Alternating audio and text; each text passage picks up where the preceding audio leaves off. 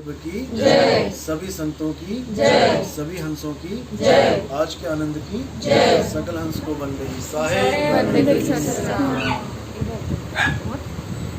तो आज परमात्मा की दया से कारंजा महाराष्ट्र में मूल ज्ञान का प्रचार हो रहा है।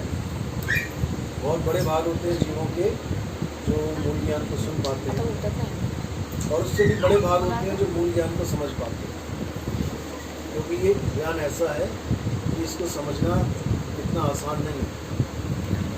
बड़े बड़े ऋषि मुनि, बड़े बड़े पीर पैगंबर आए इस दुनिया में, लेकिन वो भी इस ज्ञान को नहीं समझ पाए और जो मंत्र जंत्र तंत्र उसी में उलझ के रहते हैं, उसको खुला छोड़ दो, ऐसे ही करते रहो।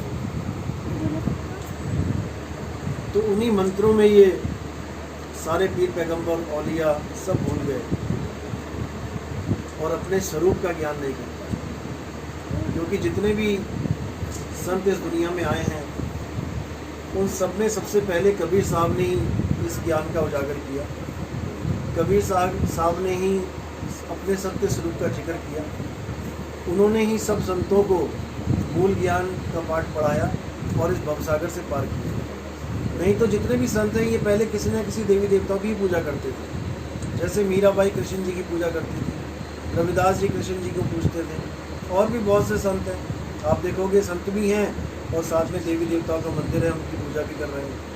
लेकिन मूल ज्ञान में किसी की पूजा नहीं करनी होती है।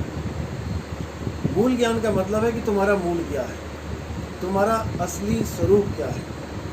गीता में भी इसी का ज्ञान दिया गया। अध्याय 2 में गीता के सार में सारा समझाया गया कि हे अर्जुन, ये जो शरीर हमें दिखाई दे रहे हैं ये सब शरीर नाशवान होते हैं। इस दुनिया में दो ही चीज़ें हैं, एक सत्य और एक असत्य। असत्य वो होता है जो नाशवान होता है, असत्य वो होता है जो बदल जाता है। जिसका रंग रूप बदल रहा है वो असत्य है, वो माया है। जैसे कोई बच्चा पैदा हुआ, वो बढ़ रहा है तो वो बदल रहा है, यानी वो माया ही है, उसकी देह माया का ही रूप है। लेकिन सत्य क्या है जो कभी बदलता नहीं है, अजर अमर अविनाशी अखंड। तो वो सत्य क्या है? आत्मा ही सत्य है। हे अर्जुन, आत्मा को ना तो कोई शस्त्र काट सकता है। आत्मा किसी भी समय में ऐसा नहीं था कि नहीं था, और कभी ऐसा समय नहीं होगा। जब वो नहीं होगा वो सदा सदा से है।